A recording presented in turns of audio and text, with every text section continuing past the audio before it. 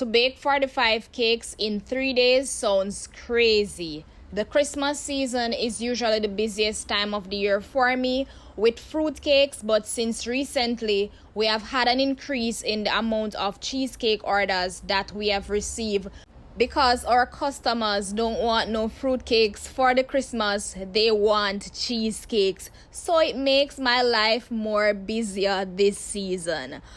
So today I have about 5 to 6 7 inches fruit cakes to bake. I also have 36 fruit cupcakes to deliver for a Christmas party, and I also have 2 cheesecakes, a Roman raisin and also a strawberry and chocolate cheesecake to bake. During this period, I usually run on about 2 to 3 hours of sleep. I usually go to bed somewhere between 2 to 4 o'clock in the morning. And for this period, I